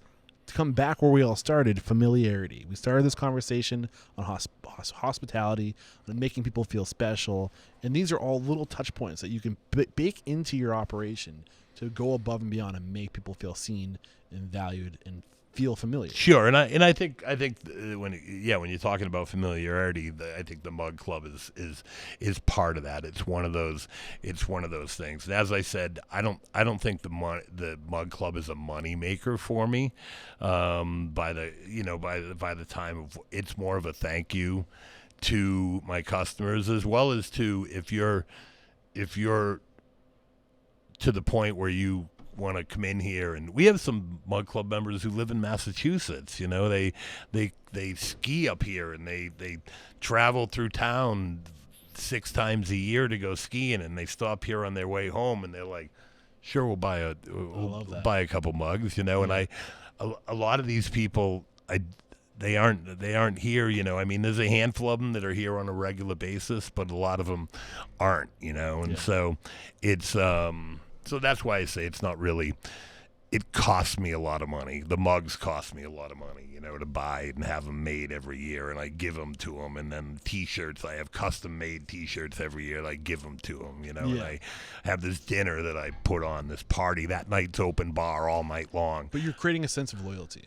Right. Yeah. And that's certainly, you know, very, very important. It's hard to put a price on that. Yeah. It's probably the most return customers and loyalty is probably one of the most important things. And that's kind of like, even now I don't do any real couponing or marketing in the summertime, but January, February is our slow time of the year. And so now's when I do most of my hardcore marketing, and that's to try and get people coming in. It brings in money during the wintertime, during the slow period, to help support my staff and servers and things like that, because there's constantly, because I have one of those $10 off coupons out there right now that I sent out 8,000 of, and I feel, compared to, like, I don't think $3 coupons work. You know, I don't think. No, that doesn't cover the gas to get here. Right. It's not nothing. $3 isn't going to make me go, hey, let's go Get here. off the couch. Let's try this. You know. So, and if you coupon all the time, like when I first opened up, that was one of the things. You know, and then you wouldn't put a coupon in. You'd see somebody in the grocery store. They're like, hey, I haven't been in a couple of weeks, but I looked in the magazine and I didn't see the buy one get one free. You know, those are also the people you don't want to be your customers. Yeah, you don't. Like, you don't want the coupon cutter who's just looking. I don't do that just so you can have a free meal. You know, I do that to create frequency. You know, so that hopefully you'll come back again. And you know, they say if you can get somebody in here 3 times, you can make somebody a regular customer. You know, and so a lot of times that's what I'm attempting to do. In the wintertime is 70% chance more likely of somebody being a regular customer if they come in 3 times. Yeah, it's crazy. Yeah. So that's certainly a goal of mine, and why I market a lot too. I have another campaign I was just starting. I was working on today. Some things came in, which is just a scratch off. I buy business cards, and I put different denominations on these business cards, like $2.50, $10, $5, this and that, and then I give them to people to bring back in and scratch off on their next visit within. So you don't know. And I have a stamp that the date 2 weeks from now, so that There's a sense of urgency. To come back in. It just doesn't go in their wallet, you know. Yeah. And if they throw it away, whatever, they throw it away. It's a business card, you know. Yeah. It doesn't cost me a lot. Can you believe we're already over an hour and 40 minutes of recording time? Wow. It goes by real fast. I've really enjoyed this conversation. I want to make sure, is there anything that you were hoping we would discuss, or anything that hasn't come to the surface of the conversation that is just invaluable? Get it out now before we move forward. No, I mean, I think we topped a lot of the points that are important as far as, like you said, the work it takes, the sacrifice it takes to get to this point. You know, it's as with I have a lot of people in the past that have come up to me that want to open a business or a restaurant, and I'm like, just give me 40 minutes of your time first, you know, so I can either try and talk you out of it or prepare you for what you have coming, you know, and I think that's so many of the people I know that have attempted to try it and have said, okay, I'm going to dive into it. I'm going to open this little bagel shop, or I'm going to do this, or I'm going to do that. The reason why they fail a lot of times is because they just don't have the stamina to make it through those tough years. Yeah. You know, it's undercapitalized. Right? Yeah, you just not everybody's willing to sleep in the bathroom. Right, exactly. You know, for sure. So the mission statement of Restaurant Unstoppable is to inspire. I think with me sleeping in the bathroom, like I said, there were many things that were thrown at the fan prior to that, and I said that, you know what, this is it. This is my last quarter. You know, my last quarter I'm throwing in the machine. Make it work. Right. I love it. So the mission statement is to inspire, empower, and transform the industry. I'm curious, who are you today? Who's the man you are today versus the man you were in 1998 when you opened? How have you transformed?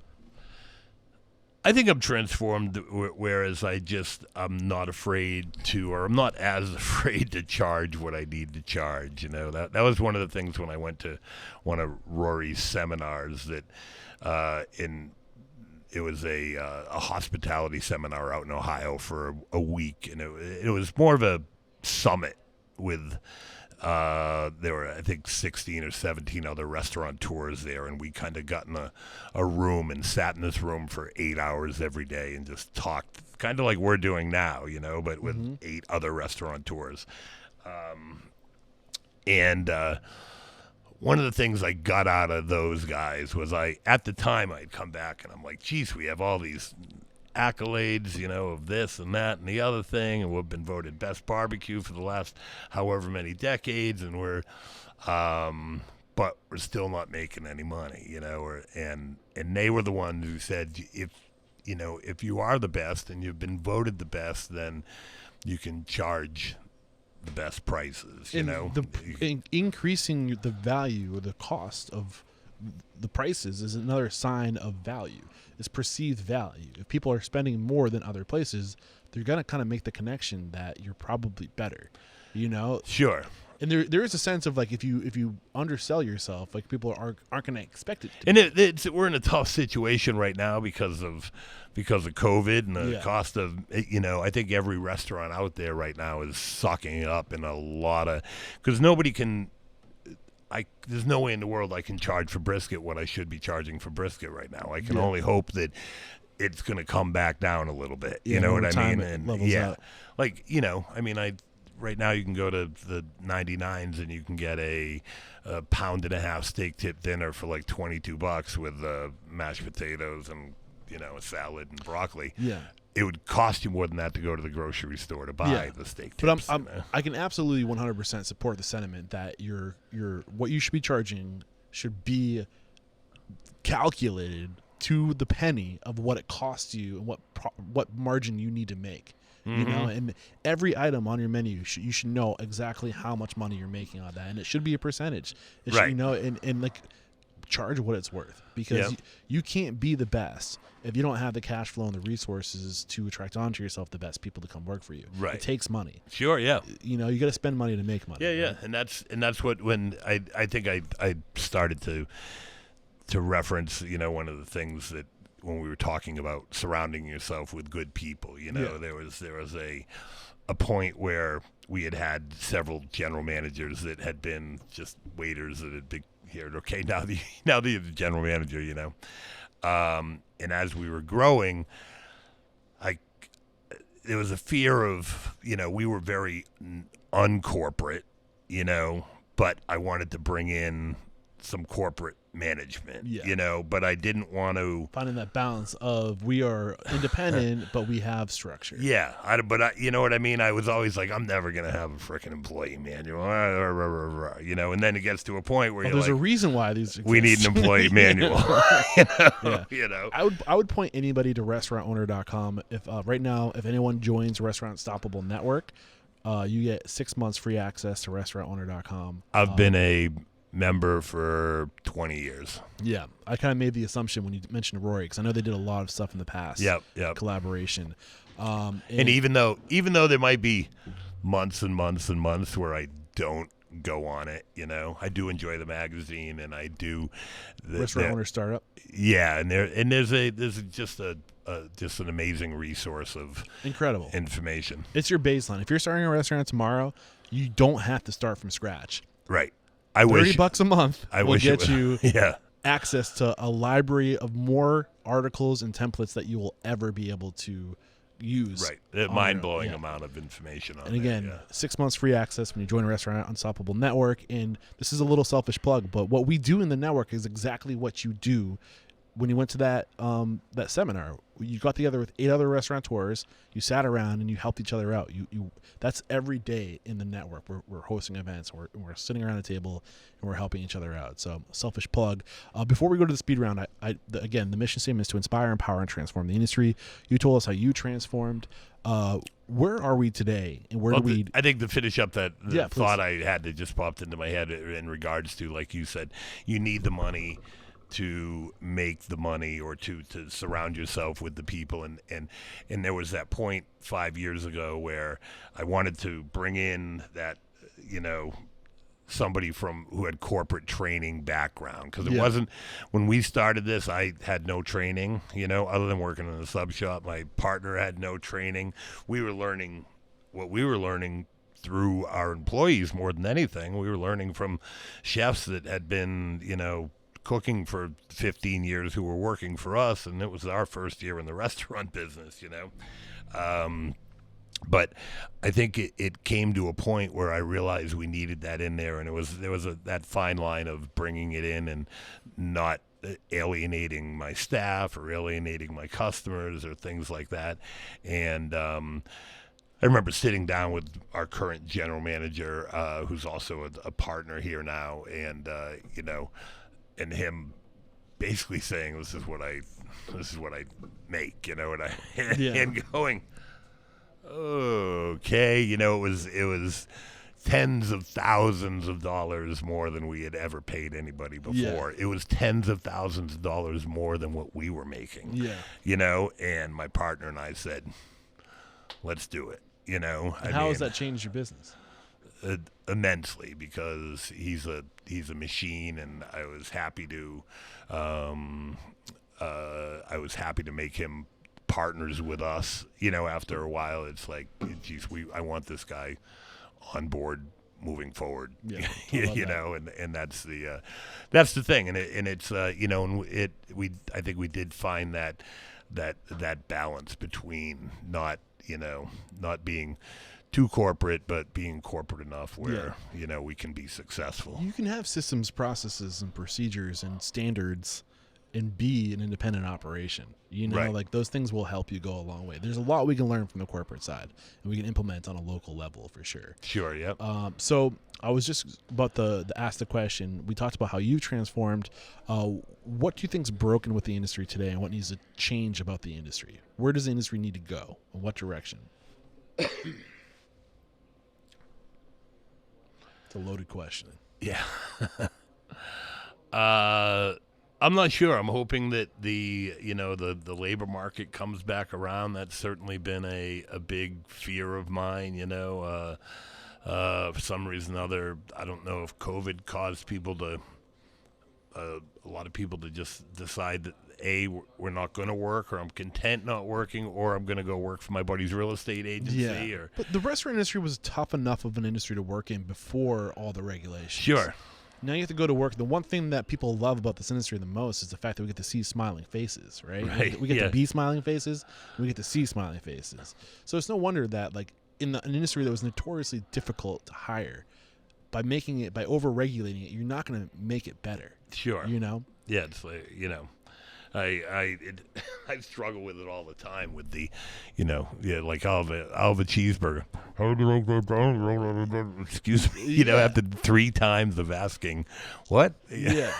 So you can't blame the workforce for not wanting to enter into this vertical right now. I don't blame them. Yeah. It's not a I suppose, place. and it's been somewhere where you people like now, I kind of content working in my office a little more than I was before. You know what I mean? We have evenings here, like we have open mic night on Tuesday nights that's been going on forever, and it's hugely successful, and everybody knows each other, and everybody's like, comes every week and is all lovey-dovey and huggy, and I avoid it just because of that, because I know there's going to be a lot of like, oh my God, how have you been? And I'm getting married in Mexico in 2 weeks, so I have a goal in mind of not getting sick. Yeah, for the you want to next be able to 2 make weeks. your Yeah. honeymoon. I don't blame you. Your wedding. Yeah, you want to make that for sure. I've loved this conversation, Kevin. Thank you so much. We're going to take one more quick break to thank our sponsors. We're going to be back to bust out a true speed round. We're back, and the first question I have for you is, what is your it factor, a habit, a trait, a characteristic you believe most contributes to your success? I would say hospitality. What is your biggest weakness?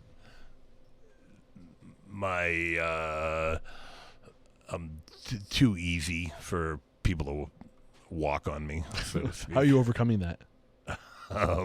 Hiring people who aren't as easy as me. What is one question you ask or thing you look for when you're building your team, when you're doing an interview? I look for longevity. How do you find it? I'm amazed. Well, I look and I see that, oh, geez, this guy worked 6 years here and 3 years here, Yeah. I think loyalty is the most important thing to me. You'd be amazed how many chefs come in or workers, and they're like, hey, dude, I've worked at every restaurant in town. I've worked here, and You're not going to work here. I look back and I'm like, look at this guy hasn't made it 1 year in one place. Yeah. In today's market, I might hire him. Yeah. I hear you, man. But- What's your biggest challenge today? Labor and food costs, Yeah. How are you combating it? I'm sucking it up. Yeah. I think I don't want to jinx it, man. I'm going to knock on some wood here. I think we're coming out of it. I think I hate to overuse this term, but it's the new normal. I think people are just learning to coexist. Yeah. I'm thankful for, the client base we had coming into this, as well as I had so much space coming into this, like when they went down to like 50% occupancy and things like that, it crushed so many of the restaurants that didn't have square footage, and I fortunately had square footage that I wasn't even using. So even though we were at 50% occupancy, I was still at full occupancy, And I think my customers were a little, kind of more rumble tumble, like let's, whatever. Yeah. Barbecue and beer will kill it. Yeah. Exactly. What is one uncommon standard of service you teach your team? So this is a way to go above and beyond. It's not expected from the guest, but you can't get it anywhere else, but you get it here every time you come. I guess it comes back to, not to repeat myself, but the hospitality factor of trying to just make people feel welcome. Like I said earlier, you don't have to be the best at everything. You just have to be someone's favorite. Yeah, I love that quote. Share one uncommon behavior you teach your team. So this is a core value, a way to be, a way to act.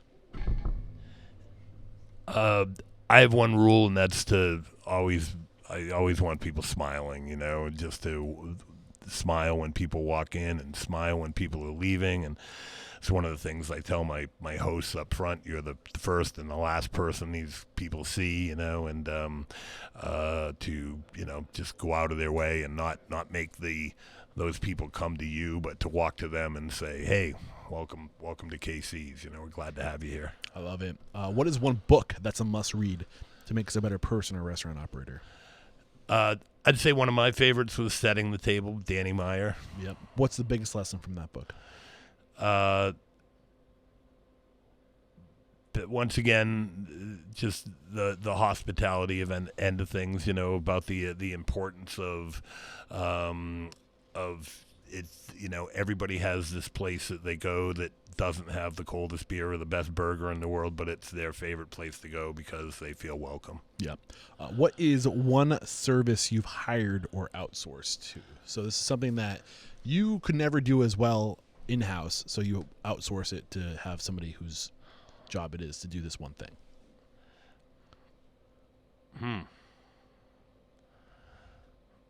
I don't know. Clean our bathrooms? So you have a janitorial staff that comes in? Yeah. Well, I'll point out one thing that I thought was I couldn't help but notice. I see that you use Bento Box. Yeah. So as somebody who recognizes the significance of online presence, you had your first website in 98. You're ahead of the curve from most people. Why didn't you keep that in-house? Why did you outsource the Bento Box? We just recently switched, and I mean literally a month ago we switched from my web page that I have kind of reconstructed I don't know how many times over the last 20 years to Bento Box, just because I really wanted everything integrated and all there were a lot of mistakes that I would make because I didn't know what I was doing, as far as, like by having a PDF of your menu on your page, which is just a photograph, and it doesn't allow anybody searching. Somebody may search, where are ribs near me? Yeah. Well, it's not going to pull it up. Can't scan a PDF. Yeah, and so, the Google bots can't see it, Yeah. And so by having a menu where everything is integrated in the web page, and that's why you can do a Google search for caviar, and it will say, hey, this particular restaurant mentions caviar. Yeah. You can go, oh, hey, do you have caviar? Where, and that, it was things like that I think, as well as the, we do tons of catering all over New England, and we have a catering store now, and I've never really had a functional merchandise store as well that worked, that wasn't like a, hey, call us up and we'll take your credit card number down over the phone. The way I describe it is Bento Box offers a dynamic website. It's not a static website. It's not still. It's not a banner. It's a tool. Sure. They're going to give you tools and resources you wouldn't have had otherwise. And I should mention that they are past sponsors of the show. They are current affiliates of the show, meaning if you guys are interested and you need a website, if you're opening a restaurant tomorrow, you need a website. For all the reasons Kevin just listed, Bento Box is a great option. And if you do use my links, actually, I will link to it in the show notes. If you use my links, it's one of the best affiliate deals that's going on out there. And I like to be transparent. They'll give me 20% of the revenue that they earn from your restaurant for the next 3 years.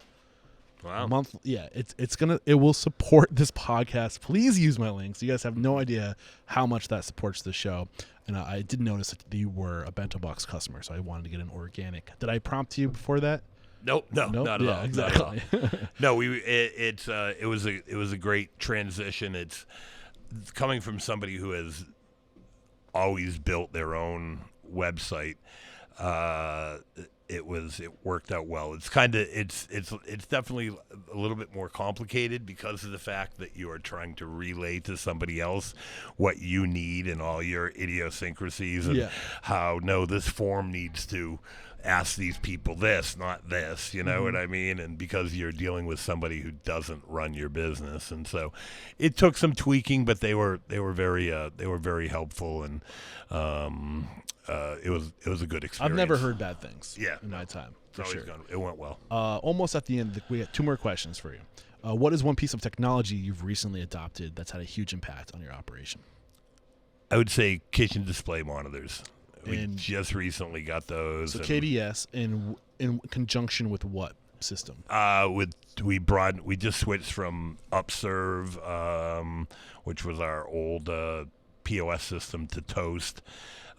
Once again, because I wanted everything kind of integrated. I wanted the online ordering. I love the way that now that orders come through and they go directly to the KDS in the kitchen. My front of house hostesses don't even know that the order is being prepared back there until they brought them up, and here's the order for Bob. You know what I mean? And so it definitely saves them from orders coming in the past, and okay, now I got to bring this out back to the kitchen, and so it's nice having that.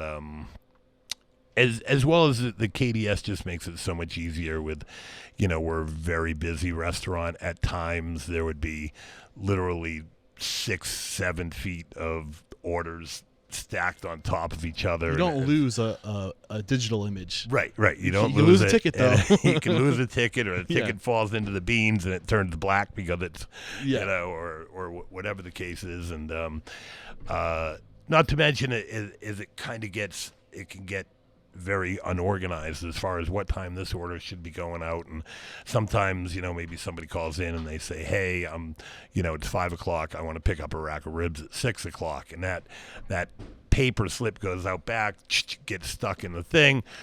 Never see it again. Or you don't have to see it again, or 5 minutes later, they walk out front, here's the rack of ribs. No, the guy's not going to be here till 6:00. Yeah, He's not going to be here for an hour. You save on. Whereas like the KDS doesn't even show them that until it's time to make it. Yeah, awesome. Great kind stuff. of organizes things a lot more. This is the last question.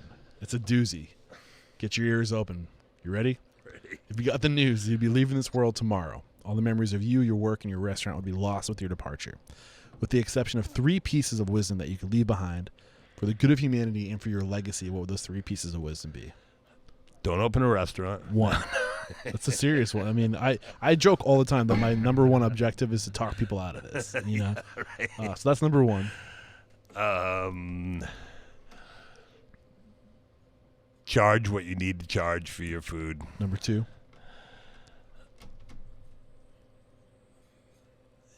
And if you do open a restaurant, expect that it's going to be a hell of a lot of work. Number 3. I've really enjoyed this conversation. Likewise. Kevin. Thank you so much. We wrap up every chat, and this is how I found you. Carol Lawrence called you out. Who do you respect and admire? And if you found out there were a guest on this show tomorrow, you would absolutely be tuning in to hear that story and to learn something. I would have to say Jeff Page over at Cotton Restaurant. I want to say that sounds really familiar. I don't think I've had him on the show yet. Jeff Page, look at, I'm coming after you. I'd love to get you on the show. And how can we connect with you if we've really enjoyed today's conversation? Maybe we're in the Manchester, New Hampshire area and we're looking for a job and we want to come work with you.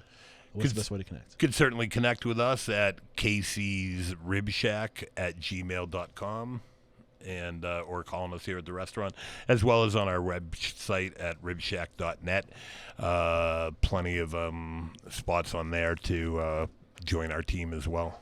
And I'm not sure what episode number this is going to be. It's probably going to be, I think, 6 or 860 in that ballpark. Stick around for the closing thoughts. If you want to check out the notes from today's episode, just head over to restaurantunstoppable.com/whatever the episode number is. We'll have a summary of today's discussion over there waiting for you, as well as how to connect with Kevin. And Kevin, just thank you so much for taking the time to share your story, to share your mentorship, to share your knowledge, your values. There is no questioning, my man. You are unstoppable. I appreciate you having me. Cheers.